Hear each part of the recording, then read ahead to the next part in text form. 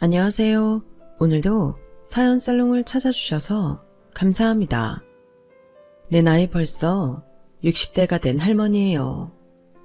아직은 할매 아니고 아줌마라고 우기고 싶지만 제 첫째 딸이 중년이 되었고 손주들이 20대네요. 어랏, 나이 계산하다 보니 좀 이상하시죠? 맞아요. 제가 빨라도 너무 빨리 첫째 딸을 낳았죠. 요즘 미성년자들이 아기 빨리 낳아서 나오는 예능 프로도 있던데 제가 딱 그 짝이네요. 16살에 시집가서 17에 첫 아이를 낳았으니 애가 애를 낳은 거죠 뭐. 에휴, 다시금 그때를 생각하니 괜시리 눈물이 핑 도네요. 60년 넘게 산전수전 겪으며 살아온 제 인생이 참 서러워서 말이죠. 얼마 전엔 또 한 번 크게 액땜을 하고 말았네요. 첫째 낳고 10몇 년 만에 낳은 둘째 딸이 예비 신랑에게 호되게 당했거든요. 그래도 혼인신고하고 결혼까지 하고 난 후에 안 것보단 그 전에 파토내는 게 낫죠. 당최 뭔 일이길래 막내딸 결혼을 파토냈는지 궁금하시죠? 한편의 영화 같았던 제 인생 이야기를 쭉 들려드릴 테니 굴곡진 삶을 들어주세요. 전 가난하지만 행복했던 산골 마을 작은 집에서 태어났어요. 남의 집 숟가락 개수까지 다 꿰일 정도로 몇 가구 안 되는 작은 동네였는데 제가 태어나고 얼마 되지 않아 마을에 역병이 돌았다네요. 그 동네에 건장한 청년들까지 역병으로 죽어서 안 그래도 적은 수의 인구가 반토막이 났는데 신생아였던 전 꿋꿋이 살아남아 저희 부모님이 엄청 신기하게 생각했다고 해요. 아무리 무서운 역병이 돌아도 안 죽는다는 의미로 제 이름은 김불사가 되어버렸죠. 60여 년 전 이름이라고 해도 여자아이 이름으로는 좀 이상하죠. 저도 제 이름이 마음에 안 들었기에 나중에 김남진으로 개명해버렸답니다. 제가 가수 남진 오빠를 엄청나게 좋아했었거든요. 물론 남자 이름이긴 하지만 팬심으로 개명했죠.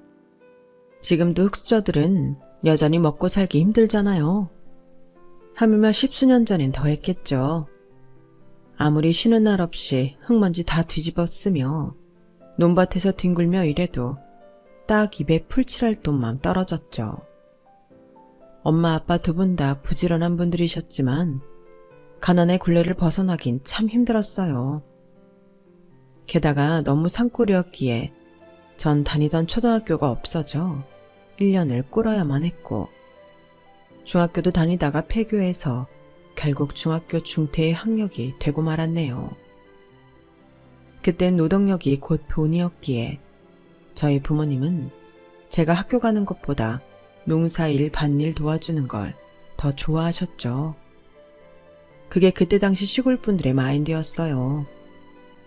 부모님께선 가난했지만 아이를 많이 낳고 싶어 하셨는데 삶이 고단한 탓인지 맘대로 되지 않으셨나 봐요. 첫째 딸인 절 낳고는 무려 15년간 아이가 안 생기다가 제가 16살이 되던 해 아들 쌍둥이를 낳으셨어요. 안 그래도 아들 좋아하던 시골집에서 고추 달린 놈이 한꺼번에 둘이나 태어나다녀. 집안의 경사이자 마을의 축제였죠. 저 또한 남동생이 둘이나 태어나니 좋더군요. 부모님 힘든 건 생각 안 하고 산으로 들로 계곡으로 갓난아이 안고 놀러 다니자며 부모님과 쌍둥이들을 끌고 다녔죠. 그날도 맑은 여름날이었어요. 옆집 일을 도와주고 크디 큰 수박을 얻어온 저는 신이 나서 부모님께 시원한 계곡에 가자고 졸랐죠. 다 큰 중학생이었는데도 말이죠. 엄마 아빠가 내 생일이라고 사준 꽃신 친구 놀러 가고 싶네. 우리 쌍둥이들 데리고 계곡 가서 수박 먹어요. 옆집 밭일 도와주고 집채만한 수박을 얻어왔다니깐. 나 잘했지? 우리 딸이 집채만한 수박을 받았어. 잘했네. 요새 수박 귀한데. 그래, 네 동생들도 심심해하고 날도 좋으니 더운데 계곡물에 발 담그고 시원하게 수박 먹으러 가자꾸나. 그렇게 저와 엄마가 쌍둥이 동생들을 하나씩 들쳐업고 아빠가 짐을 지고 계곡으로 놀러 갔어요. 우리 식구가 깊은 계곡물에 발을 담그자마자 맑았던 하늘이 언제 그랬냐는 듯 갑자기 먹구름이 끼더니 소낙비가 내리기 시작했어요. 엄청난 속도와 양으로 비가 내리자 계곡물은 순식간에 불어나더군요.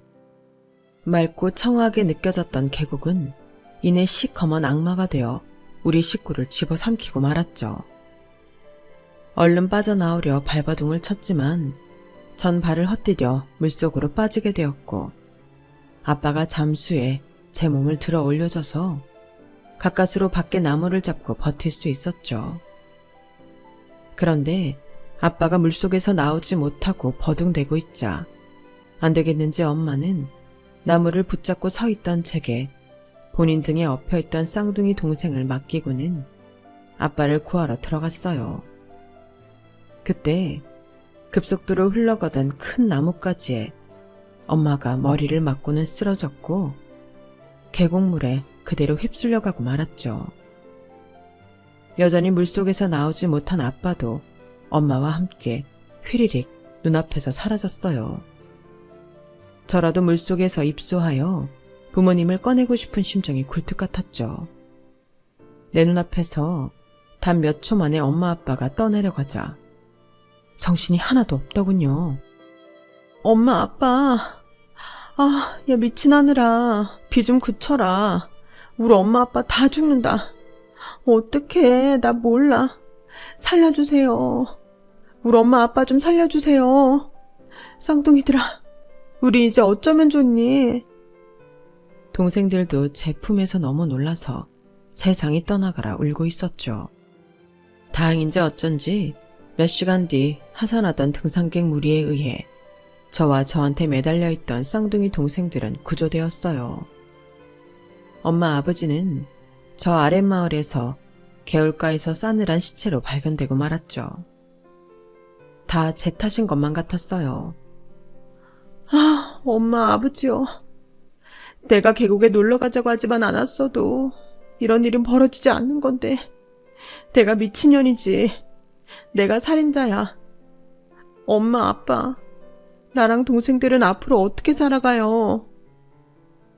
그날의 강한 비와 홍수에 사고로 죽은 사람이 저희 부모님 말고도 그 마을에 3-4명이 더 있었기에 합동 장례식을 치렀죠. 마음 같아선 나도 저 관짝에 들어눕고 싶었어요. 부모님 없인 살아갈 용기가 안 났거든요. 그래도 깽깽 울고만 있던 우리 쌍둥이 동생들을 위해서는 제가 있어야만 했죠. 마치 엄마처럼 쌍둥이들에게 모든 걸 다 해줘야 했거든요. 정신없이 장례를 다 치르고 우리 가족과 친하게 지내던 옆집 할머니가 하나 제안을 하더군요. 불사야, 너 건너마을 땅 부자인 정간에 알지? 돈 많기로 유명하잖아. 그 부잣집에서 살지 않을래? 네? 할머니, 갑자기 그게 무슨 말씀이에요? 나랑 쌍둥이들 다 그 집 가서 살으라고요? 입양이라도 가란 말이에요? 아니, 너 혼자 말이야. 쌍둥이들은 내가 키워줄 테니 너 혼자 그 집 가서 잘 먹고 잘 살란 말이다. 그 집 부모가 장례식장에서 우연히 널 보고 마음에 들었나 봐. 나한테 너 태어난 날 시를 묻더니 사주를 받는지 자기 아들이랑 찰떡궁합이라면서 널 데려가고 싶어 한단다. 네가 아들이랑 결혼해주면 네 쌍둥이 동생들 잘 먹고 잘 살 수 있게 돈도 많이 준다는데. 지금 제 나이에 시집을 가란 말이에요? 아니 조선시대도 아니고 16살에 시집을 가는 경우가 요즘 어딨단 말입니까? 할머니는 남한테 내 사주는 왜 져가지고 긁어 부스럼을 만들어요. 됐어요. 안 가요. 야, 너 어차피 돈도 없는데 동생들 돌보느라 똥구멍이 찢어지게 가난하자녀.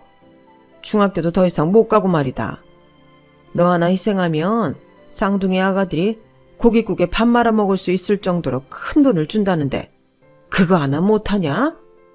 네가 계곡물 가자고 해서 네 애미애비 다 죽여놓고 이제 와서 동생들 나 몰라라 할 거야?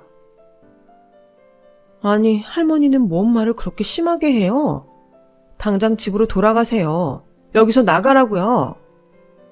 흥분해서 옆집 할머니를 내쫓긴 했지만 그날 이후로 할머니의 제안이 계속 머릿속에 맴돌았어요.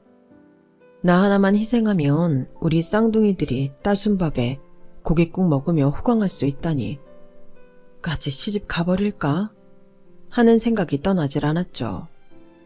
며칠 후 할머니의 제안을 수락했고 일은 일사천리로 진행되었어요. 제 나이 16살에 이름도 얼굴도 모르는 건너마을 남자한테 시집을 가게 된 거예요. 결혼식 날 처음 남편을 보게 되었는데 키는 150이나 될까 말까 아주 왜소한 사람이었어요. 그날 알게 된 사실인데 몸이 아주 허약해 다 죽어가게 된 아들과 제 궁합을 봤는데 점쟁이가 저와 결혼하면 아들 생이 연장되어 70살까지는 무병장수할 수 있다고 했다더군요. 근데 그 점쟁이가 돌팔이었나 봐요. 저와 결혼해서도 남편은 어째 시들시들 맥을 못 추더이다. 시모는 구박을 하기 시작했죠. 야, 널 돈 주고 사기 위해 얼마를 투자했는지 아냐? 네가 우리 아들하고 결혼하면 아들이 무병장수에 살 수 있다고 해서 거금을 들여 데려왔건만 어째 우리 아들 건강이 더 나빠지냐? 밤에 너무 기 빨아들이지 말아라. 내 아들 참는다. 어머님, 남편이 저 허약한 몸을 이끌고 맨날 시내로 나가 외박하고 밖으로만 도는 거 다 아시면서 제 탓을 하시나요? 제가 무슨 흡혈귀도 아니고 남편 기를 빨아들인다고 자꾸 구박하시는 거예요? 백날 첫날 그런 말 듣는 것도 지겹다고요. 시댁살이가 버거웠던 이유 중 또 하나는 증조 할머니까지 총 17명이나 되는 집의 살림을 저 혼자 거의 다 해야 했다는 거예요. 부잣집이라고 해서 시집 왔건만 생각보다 초라한 집이었고 그나마 있던 한두 명의 머슴과 식모를 며느리인 제가 들어오니 다 쫓아내더군요. 17명 식구의 살림살이를 어린 제가 혼자 하기란 너무너무 힘이 들었어요. 제 인생 통틀어 그때가 가장 힘에 부쳤던 시기였던 것 같아요. 그때만 해도 세탁기도 탈수기도 없었기에 개울가에 가서 얼음 깨고 찬물로 손빨래를 다 해야만 했어요. 17명이 하나씩만 내놔도 17개의 빨래인데 동상이 걸렸다가 조금 나았다가 다시 걸리곤 해서 겨울이 지나자 제 손은 군데군데 보라색으로 변해버리더군요. 삶이 지칠 때마다 유일한 혈육인 우리 쌍둥이 동생들이 너무 보고 싶었어요. 시모에게 사정해봤죠. 어머님, 저 친정에 한번 다녀오겠습니다. 허락해주세요. 뭐? 네가 여기로 와서 밥 죽는 것밖에 한 게 없는데 친정에 가겠다고? 점쟁이가 네가 우리 집에 들어오면 우리 아들이 무병장수한다고 해서 큰 돈 주고 사왔다고 했잖아. 어디서 네 멋대로 갖고 오고 한다는 거야? 제가 이 집 노예로 들어왔나요? 전 식모도 머슴도 아닌 며느리라고요. 엄연히 가족인데 이렇게 온 식구가 합심해서 부려먹기만 하고 사람 대접도 안 해주니 이 집에서 살고 싶은 마음이 생기겠습니까? 저도 사람입니다. 진짜 너무들 하네요. 울고불고 하니 친정 동생들 보러 보내주더이다. 내가 이 집에 시집와서 손발 동상 다 걸리며 희생한 대가로 우리 귀여운 쌍둥이 동생들이 옆집 할머니 밑에서 잘 크고 있다면 그걸로 만족할 수 있었어요. 할매요, 우리 쌍둥이 동생들 보러 왔어요. 내 동생들 다 어디 갔나요? 낮잠 자고 있나요? 아이쿠 깜짝이야. 네가 왜 갑자기 온 거야? 그 집 시모가 보통 성격이 아닌데 널 순순히 보내주대? 울고불고 매달렸죠 뭐. 근데 내 동생들 어딨어요? 네 쌍둥이 동생들 좋은 곳으로 입양 보냈다. 다 늙은 내가 키워주는 것보다 100배 더 잘 키워준다는 서울 젊은 부부에게 보냈어. 걱정 안 해도 된다. 아마 따순 밥에 고깃국 먹으면 쑥쑥 자랄 거다. 순간 머릿속이 하얘지더군요. 하나뿐인 내 핏줄들. 이 세상의 가족이란 오직 내 쌍둥이 동생들 뿐인데 서울로 가버리다니 충격이었죠. 왜 이런 방구도 없이 서울로 보내요? 우리 시모가 내가 시댁 가서 사는 조건으로 할매한테 큰돈 줬다던데 그 돈 다 어디 갔어요? 내 동생들은 또 어디로 보냈고요? 당장 주소 내놔요. 까막눈인 내가 주소 알아봤자 뭐하겠냐. 그냥 서울 부잣집이라고 해서 보냈으니까 아무 걱정 말라더라. 너도 이제 쌍둥이들 있고 살아라. 원래 여자는 시집가면 그 댁에 뼈를 묻어야 하는 법이다. 얼른 시댁 가서 살림이나 해. 어디 새댁이 대낮에 이렇게 돌아다니냐? 뭐라고? 이 미친 할매야. 당신 노망 났어? 우리 가족을 강제로 갈라버린 파렴치한 같으니라고. 당신이 뭔데 마음대로 내 동생들을 빼돌리고 중간에서 돈을 뺏어가? 아, 내 동생들아. 대체 어디로 가버린 거냐? 이미 일어난 누나를 용서해다오. 전 화가 머리 끝까지 나서 그 미친 할매네 집 살림살이를 다 부수고 돌아왔어요. 이미 엎어진 물에 제 어리석음을 탓할 수밖에 없었죠. 다 꼬부랑진 미친 할매 말을 믿다니. 내가 성공해서 서울 가면 반드시 내 동생들을 찾을 거야. 다짐하고 또 다짐했죠. 애끓는 마음을 안고 터덜터덜 또 지옥 같은 시댁으로 돌아올 수밖에 없었어요. 이곳이 내가 속한 집이었으니까요. 웬일로 남편이 집에 들어와 있었어요. 너무 왜소하고 연약한 사람이 뱀눈을 부라리며 제게 따져 묻더군요. 감히 여편네가 지금껏 어디서 뭘 하다 늦게 들어와? 집구석에서 살림이나 해야지. 우리 집 개판 난 꼴 안 보여? 나 없이 이 집안이 여태껏 어떻게 돌아갔대요? 17명이나 되는 식구들이 나한테만 일 시키는데 아주 죽겠습니다. 남편이란 사람은 맨날 밖으로만 돌고 시엄니는 며느리인 나만 못 잡아먹어서 안달이고 나도 정말이지 이놈의 집구석에서 나가고 싶다고요. 뭐야? 그럼 나가버려라 이년아. 그놈의 점쟁이 때문에 괜한 돈 써서 널 데려왔는데 하등에 도움도 안 되는 년 같으니라고. 밥만 축내는 년.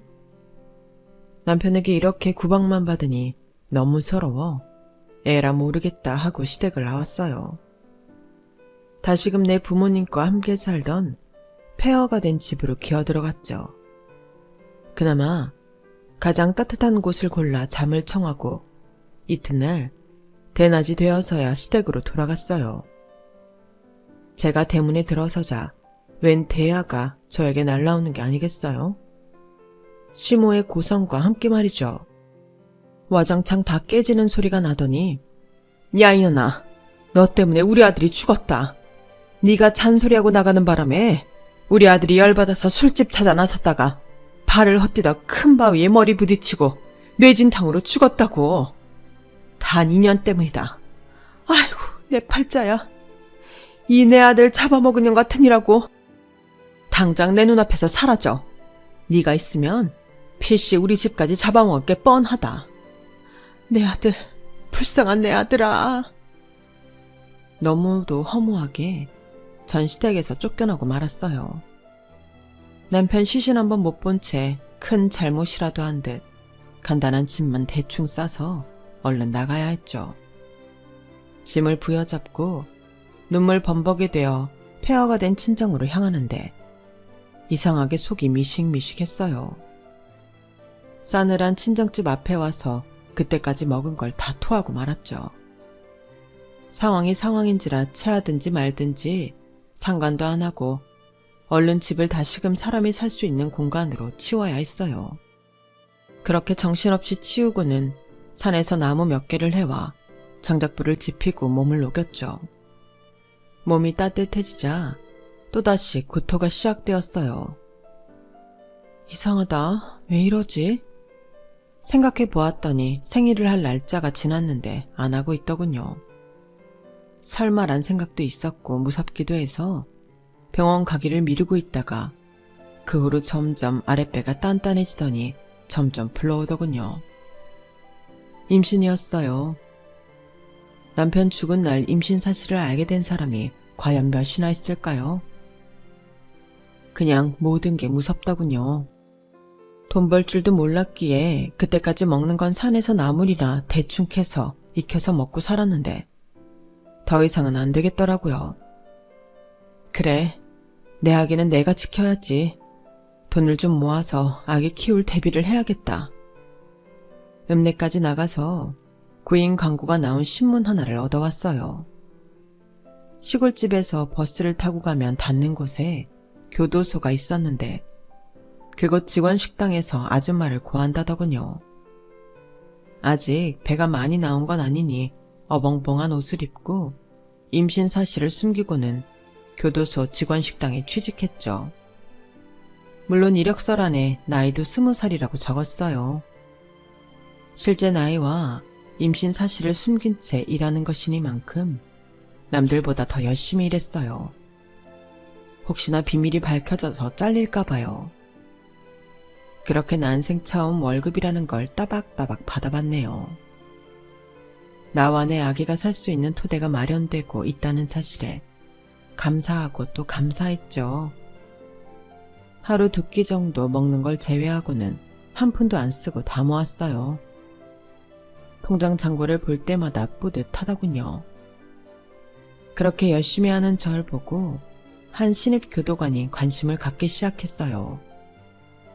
보통 체격인 남자 교도관이 제가 배식하는 반찬을 먹고 또 와서 또 먹고 또 오고 반복하더군요. 음식을 잘 드시나 봐요. 매번 참 잘 드시네요.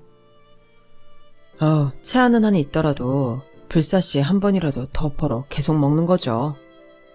언제 퇴근하세요? 저랑 비슷하신 것 같은데 이하 빵집에라도 가서 제가 빵 사드릴게요. 저도 그 사람이 참 순박해 보여서 싫지 않았지만 제 뱃속엔 다른 남자의 아이가 자라고 있었기에 그 사람의 마음을 받아줄 순 없었어요. 이건 비밀인데 전 곧 떠날 사람이에요. 돈 벌기 위해 윗분들한테 말씀 안 드리고 열심히 일하는 것 뿐이에요. 혹시라도 저한테 관심 두지 마세요. 제 사정 아시면 정 떨어지실 거예요. 어디로 멀리 떠나시나 봐요.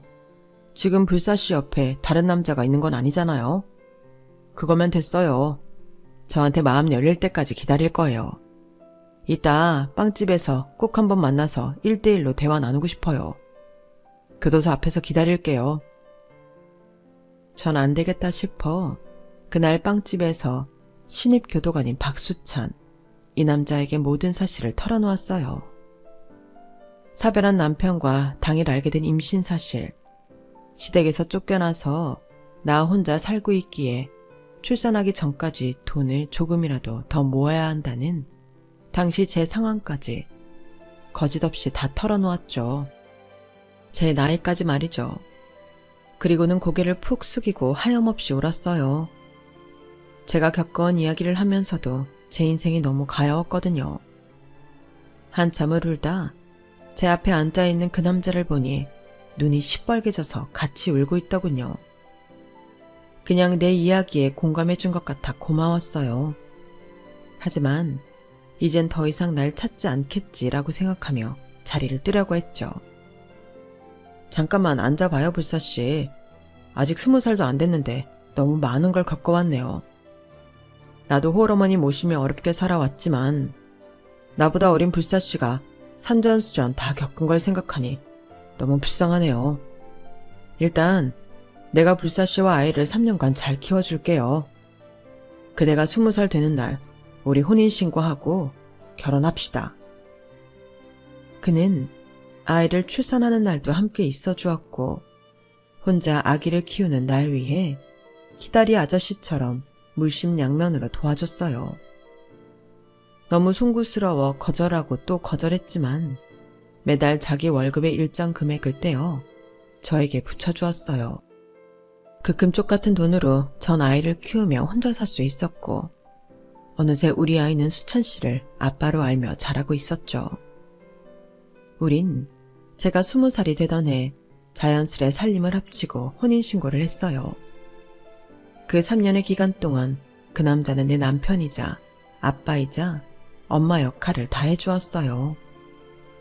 지금 생각해도 참으로 고마운 사람이죠. 그렇게 고마운 사람과 혼인신고 전에 중요한 상견례 자리가 있었어요. 남편과 전 시부모가 거지 같은 사람이었기에 제겐 아직도 시댁 트라우마가 심하게 남아있었고 새로운 시모를 만나는 자리에서 손이 벌벌 떨릴 정도로 긴장하고 있었죠.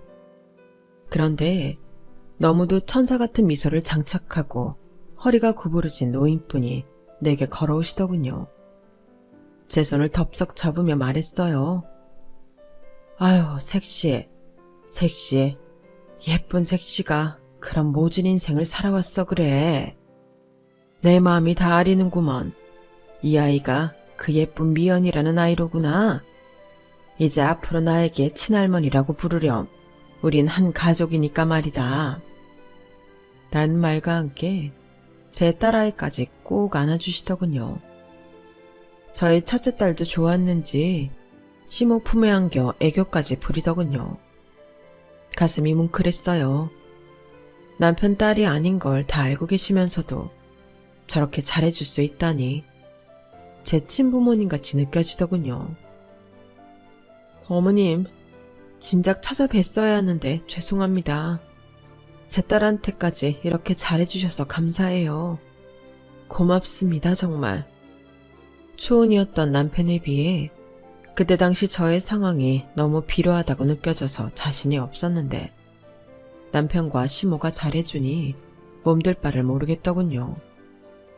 결혼식은 생략하고 혼인신고하며 함께 살았죠. 그 후로 몇 년간 시모를 모시고 살며 진정한 가족의 정을 느낄 수 있었어요. 가난한 집이었기에 시모에게 아이를 맡기고 저도 일자리를 찾아 다시금 일해야 했어요. 몸은 고단했지만 마음만은 풍요로운 때였던 것 같네요. 시모가 기역자로 꺾인 몸을 하시고는 웬만한 살림을 다 해주시려고 노력하셨거든요. 맞벌이하는 저희 부부 피곤할까봐 주말이면 깨우지도 않고 말이죠. 진짜 천사가 따로 없었죠. 그렇게 구름 위의 삶을 한 2년 정도 살았나? 이제 돈도 조금 모아놨으니 슬슬 둘째를 갖기 위해 노력하고 있었어요. 이 사람의 아이를 꼭 낳아주고 싶었거든요. 그런데 운명은 절대 계획대로 되지 않더군요. 그렇게 순둥순둥 하셨던 시모가 눈빛이 흐려지더니 완전히 다른 사람으로 변하고 맙니다. 그날도 시모와 저 딸, 이렇게 셋이 목욕탕을 가려던 참이었어요. 평소에 화도 잘 안 내던 시모가 갑자기 길에 서 있는 리어카를 발로 뻥뻥 차며 뭐라고 따지고 드는 거예요. 대체 무슨 말인지도 모를 말을 하며 언성을 높였죠. 전봇대에 부딪히기도 하고 넘어져서 다치는 일도 잦았어요. 예산 일이 아니라고 여겨져서 시모를 당장 병원에 모시고 갔죠. 결과는 치매였어요. 먹고 사느라 시모의 건강까지 챙기지 못한 죗값을 이렇게 받는구나 싶더군요. 남편한테 시모가 치매라는 사실을 털어놓으며 엉엉 울었어요. 미안해요, 여보. 내가 이렇게 고마운 어머님 잘 챙기지 못해 치매가 와버렸네. 어떻게 울었니? 불쌍해서 어떡해. 자기는 할 만큼 했지 뭐. 하늘이 그런 병을 내려준 걸 우리가 뭘 어쩌겠어. 앞으로 가시는 날까지 잘 돌봐드릴 수밖에. 당신 죄책감 갖지 말어. 전 그날로 다니던 식당을 그만두고 전업주부가 되어 시모의 치매간병을 시작했어요. 약을 먹었는데도 시모의 치매 증상은 급속도로 악화되더군요. 천사에서 악마로 변해버린 시모를 방어하기도 참 힘들었답니다. 어떻게 사람이 그렇게 변하는지 놀라울 따름이었어요. 원래 식탐이 없던 분이었는데 본인 방에서 밤새 똥칠갑을 하고는 그 몸으로 거의 기어나와 냉장고 문을 한동안 열어놓은 채 아내 음식들을 개걸스럽게 먹더군요. 분명 새끼 잘 차려 들었는데 말이죠. 조금은 무섭기까지 했어요. 하지만 애 딸린 호러미인 절 며느리로 받아주시고 저희 딸아이를 친손주 마냥 예뻐해 주셨던 시모의 정성을 잊을 순 없었어요. 지난 인연에 대한 보답을 그 후 무려 7년의 세월에 걸친 정성스러운 간병으로 해드렸죠. 7년간 힘들어서 울기도 많이 울었어요. 그럴 때마다 남편이 너무 미안해하며 제가 제일 좋아하는 시장 도나스를 사다 주더군요. 지금도 우리 가족은 도나스를 먹을 때면 그때 얘기를 하며 추억에 젖기도 한답니다. 당연히 교도소에 출근 안 하는 날엔 본인 엄마 간병을 도맡아 다 했죠. 남편도 고생이 참 많았어요. 단 한순간도 맘 놓고 쉴 수 없었을 테니까요. 그렇게 7년이 지난 어느 여름, 시모가 잠에서 깨지 않으시더군요. 엄니, 밥상 가져왔으니 일어나서 저랑 같이 한술 뜨셔요. 엄니 가장 좋아하시는 귀한 보리굴비 구워왔어요.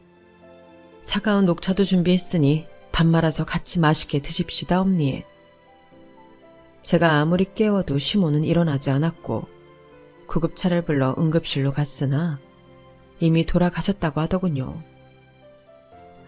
아이고, 엄마, 우리 엄마, 벌써 가시면 안 돼요. 우리 가족은 어찌 살라고요. 전 차가운 병원 바닥에 털썩 주저앉아 엄마를 외쳤어요. 그 순간 시모가 아닌 진짜 우리 엄마가 돌아가신 마냥 허무하고 슬펐거든요. 마음이 찢어지더군요. 그렇게 시모의 장례를 치르고 집에 와서 정리를 했어요. 남편이 그동안 수고했다며 토닥여 주더군요. 남편 품 안에서 함께 또 펑펑 울었네요. 제 나이 30이 가까워지자 그동안 둘째가 잘 안 생기는 것에 대해 걱정이 되기 시작했어요. 고민하고 있던 찰나 딱 둘째가 들어서더군요. 마치 돌아가신 시모의 선물 같았죠.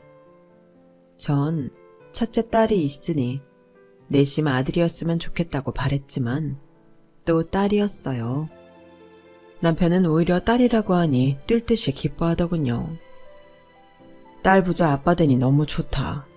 우리 여보 최고야. 아기 태어날 때까지 아무것도 하지 말고 조심, 또 조심 알지? 그런 지가 엊그제 같은데 어느덧 큰딸은 성인이 되어 공부도 열심히 해서 공무원이 되었고 사위도 같은 직장에서 만난 공무원이었어요. 뭐든지 평범하기가 참 어려운 법인데 별 탈 없이 잘 자라준 첫째 딸이 지금도 너무 고맙네요. 첫째를 제 나이 17살에 낳고 둘째를 31살에 낳았으니 둘의 나이 차이는 14살이었죠. 둘째가 갓난아이일 때 이미 첫째는 중학생이었으니 정말 엄마처럼 둘째를 잘 보듬어주고 키웠어요. 그런데 차분한 첫째와는 달리 둘째는 워낙 응석바지로 자라서 그런가 사고를 좀 많이 치며 천방지축으로 자라더군요. 여자아이라 더 걱정이 됐어요.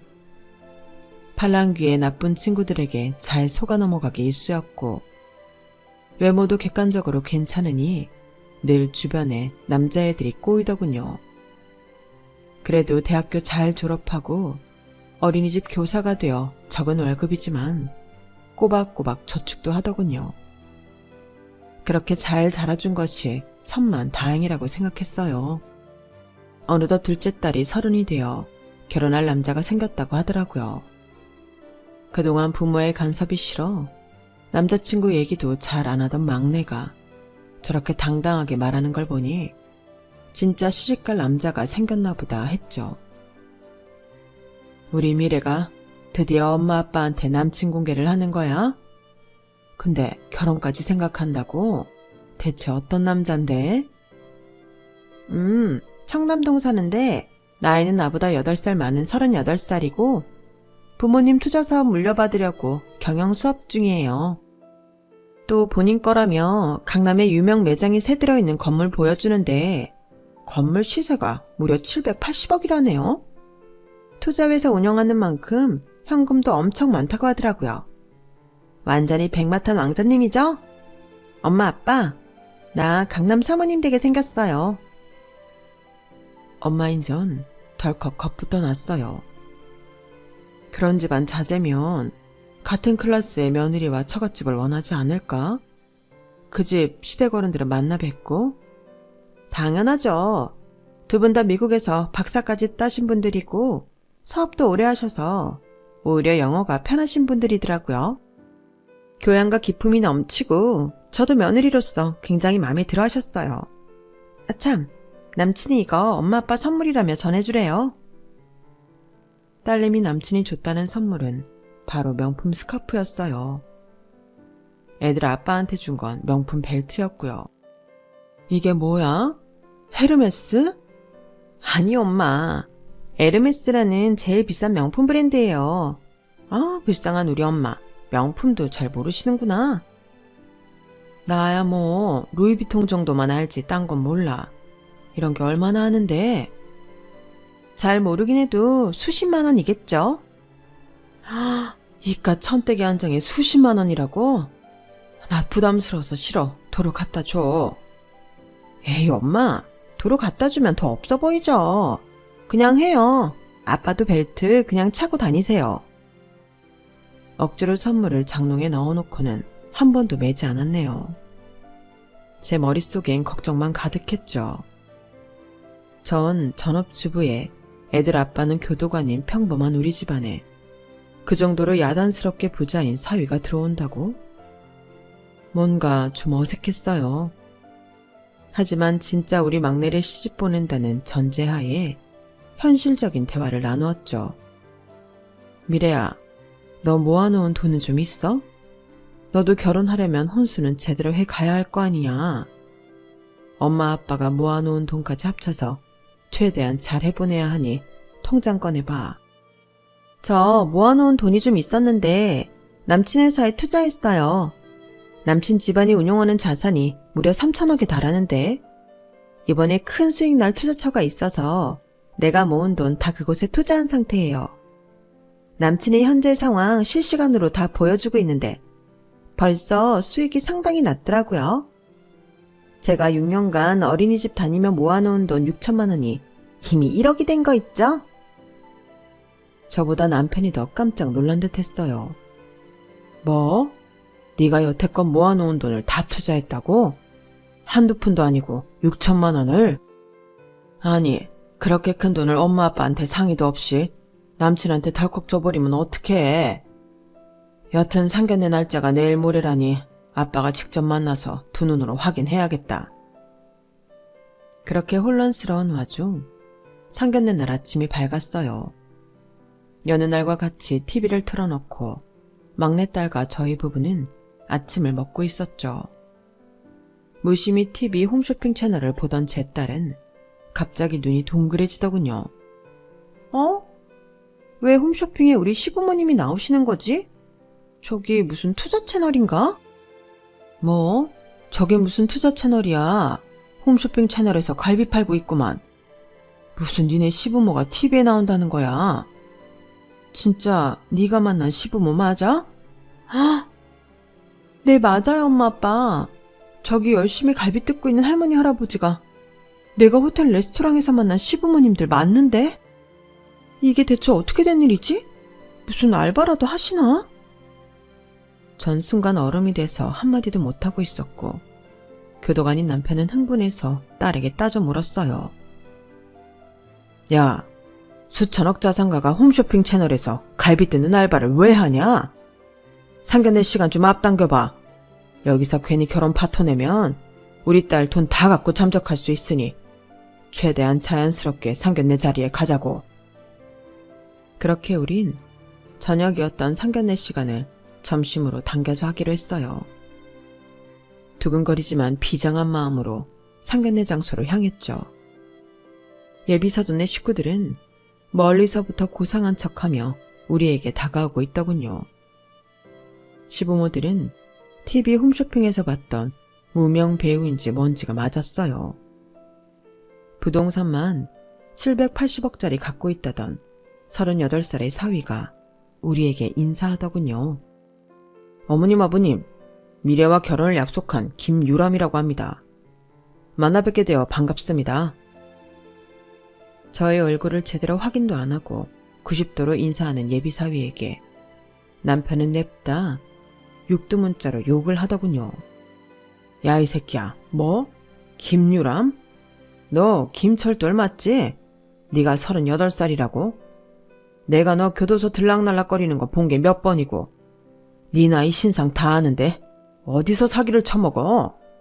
너 올해로 50살 쳐먹었잖아. 사기 전과 11범이고 말야. 이 미친 새끼가 감히 내 막내딸을 건드려? 너 잘 걸렸다. 다시 콩밥 좀 먹어봐라. 딱 기다려.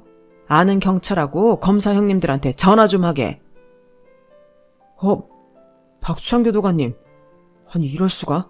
니네 아빠 교도관이었어? 왜 진작 말 안 했어? 교도관도 공무원이니 그냥 공무원이라고 말한 거지. 그러는 오빠는 본명이 김철도래. 50살 먹었어? 재산 가족도 다 사기였어? 내 돈 6천만 원 돌려내. 내 피 같은 돈. 엄마, 아빠, 이 사람 좀 어떻게 해봐요. 분위기 파악하고 슬금슬금 내빼려는 그 연기자들까지 못 가게 딱 잡았어요. 그 사람들은 아무리 알바라지만 그 사람들도 똑같은 사기꾼들이라고 생각했기 때문이죠. 교도관 생활을 오래 해서 형사계 인맥이 넓은 남편 덕분에 그렇게 예비사위 사기꾼은 바로 깜빵으로 직행했죠. 다행히 우리 딸 돈 6천만 원은 아직 쓰지 않고 그 사기꾼 통장에 고스란히 있어서 다 돌려받을 수 있었고요. 송충이는 솔잎을 먹어야 하는 법인데 팔랑귀인 우리 막내딸이 된통 당해버렸네요. 진짜 그놈이랑 결혼까지 했다고 생각하면 등골이 서늘합니다.